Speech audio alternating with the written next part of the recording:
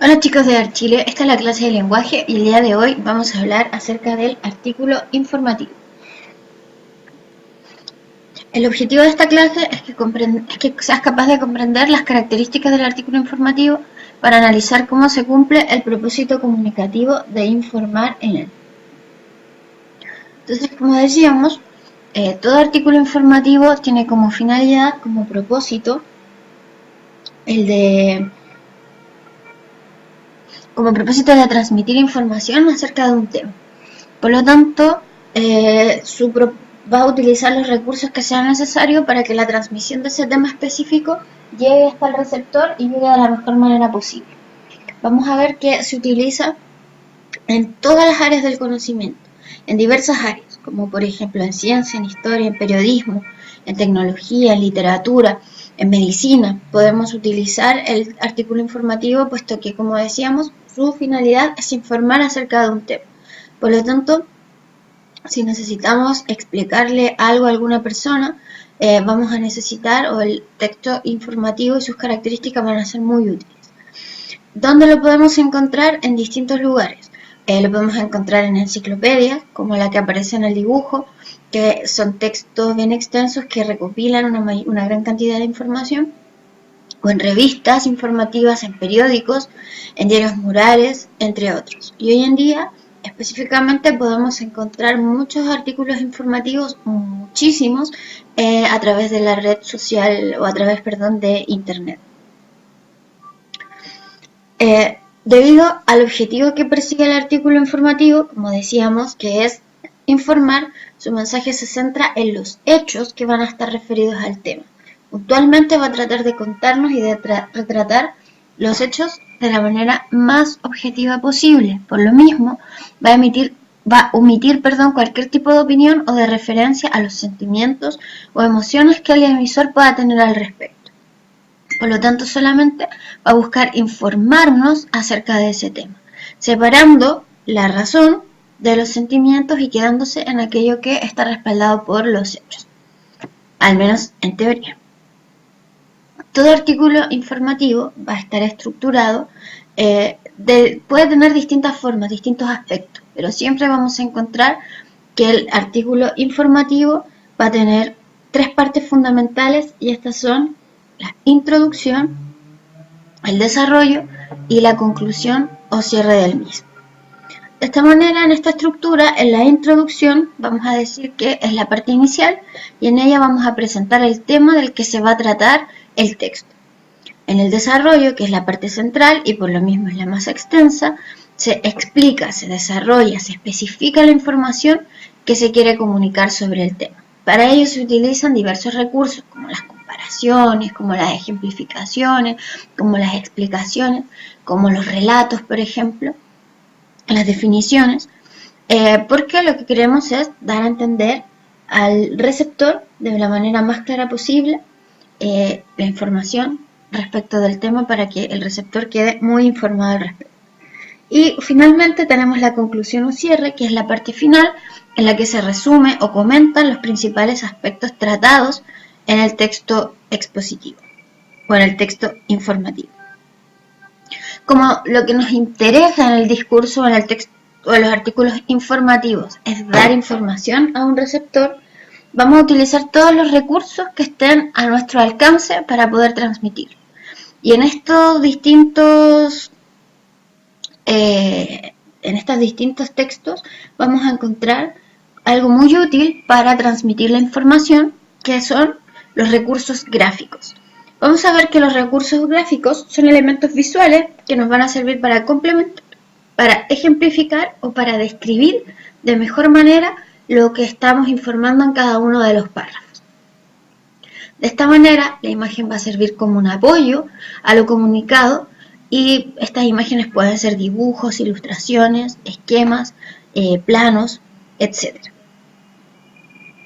La idea del recurso gráfico es que haga más comprensible la información entregada en los textos, para que de esta manera el receptor, si es que tiene alguna duda o hay cosas que no entiende bien, con el apoyo visual pueda quedar completamente iluminado respecto de lo que quiere enseñar el texto. Dentro de los elementos que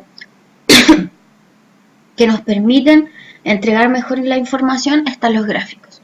Los gráficos permiten interpretar y comparar distintos datos sobre un tema específico. Habitualmente se incluyen en un texto para representar datos que son el resultado de cálculos matemáticos. Existen diversos tipos de gráficos.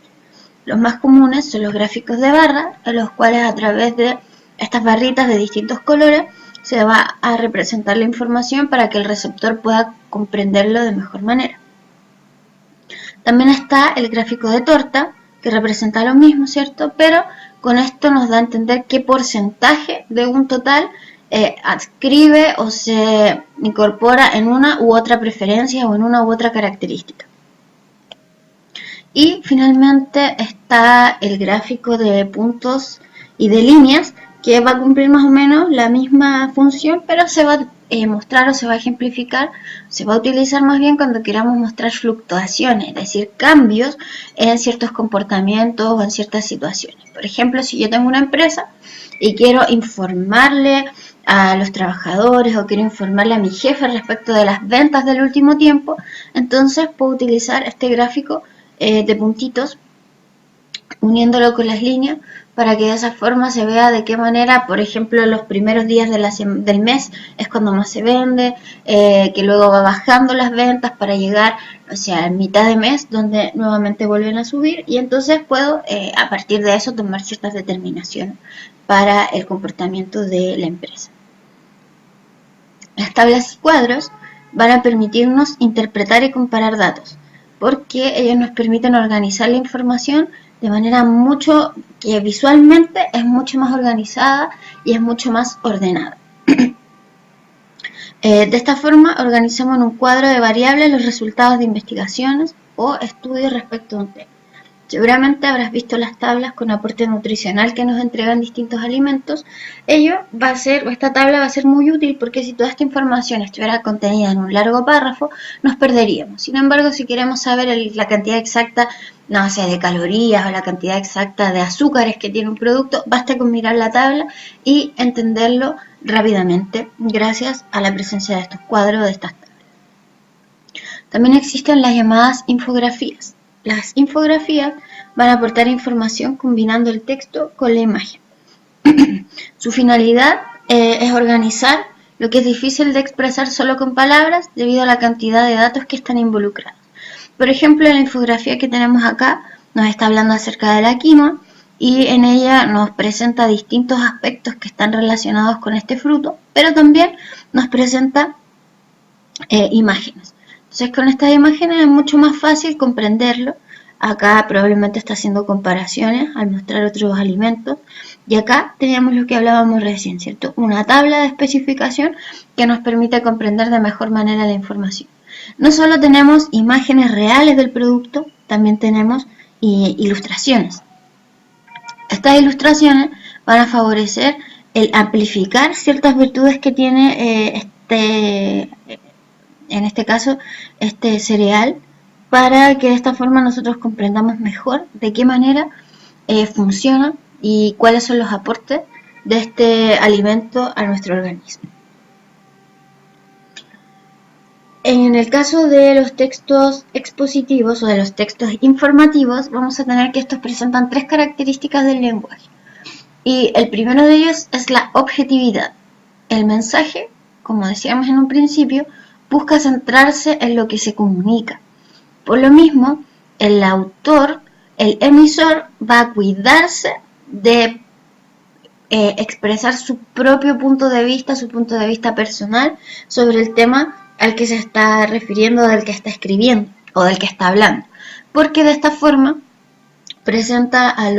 no confunde a su auditorio, no confunde a su receptor.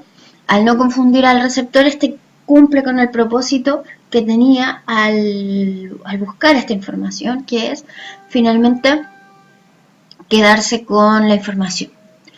Otra característica del lenguaje de los artículos informativos es la claridad. Acá lo que se busca es evitar las ambigüedades. Por ejemplo, este dibujo es ambiguo porque para el hombre que está ubicado a la izquierda, es un 9, pero para el que está ubicado a la derecha es un 6. Por lo tanto, aquí hay un mensaje que es ambiguo porque dependiendo de la perspectiva en la que lo mire, es el punto de vista o es la característica que tiene la realidad que están observando ambas personas. La idea es que los textos, los artículos informativos no tengan esta ambigüedad, sino que sean lo más claro posible y para ello tienen que utilizar el lenguaje de manera precisa, no utilizar figuras retóricas, no utilizar metáforas que sean muy complejas de entender. Y también es muy útil el uso de tecnicismos. ¿Qué son los tecnicismos? Son palabras propias del área o la disciplina en que se escribe el artículo del tema. ¿Por qué? Porque esto primero transmite seguridad al receptor de que el emisor está hablando con confianza y sabe aquello de lo que está hablando. Por otra parte, esto también le permite al receptor entender de mejor manera el mensaje que se está o la realidad que se está describiendo porque se están utilizando esos términos técnicos. Vamos a ver ahora un tipo de texto informativo que aparece también en diarios, en revistas, en periódicos, y que es la entrevista. Las características, y vamos a conocer entonces las características de la entrevista. La entrevista, como decíamos, es un tipo de texto informativo. En este tipo de texto vamos a tener que un emisor o que un entrevistador formula preguntas a un entrevistado y van intercambiando los papeles de emisor y receptor, porque cuando el entrevistador hace una pregunta es el emisor, pero cuando el receptor contesta se transforma en emisor. Entonces van intercambiando los roles de emisor y de receptor. En la entrevista o las entrevistas pueden ser orales, es decir, entrevistas en las cuales yo a través de un video, a través de la radio, puedo grabar y reproducir la voz con las opiniones y con los comentarios del receptor, pero también pueden ser escritas. Y cuando son escritas también se pueden publicar en diarios, en revistas o en sitios web, pero también cuando son orales se pueden expresar y se pueden publicar en estos mismos sitios. Existen además distintos propósitos dentro de la entrevista. Hay entrevistas que buscan informar sobre un tema o que buscan dar a conocer aspectos que son relevantes de la vida de un personaje o buscan consultar la opinión de un experto sobre algún tema y alguna materia.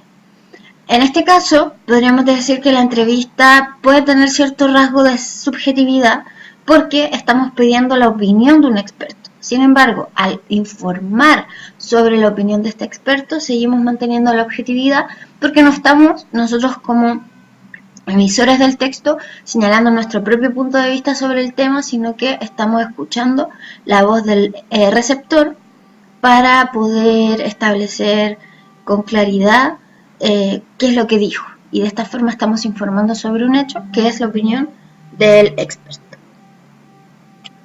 Como decíamos, entonces existen distintos tipos de entrevistas. Está la entrevista informativa y su propósito es informar a la comunidad acerca de un tema o un evento de interés social.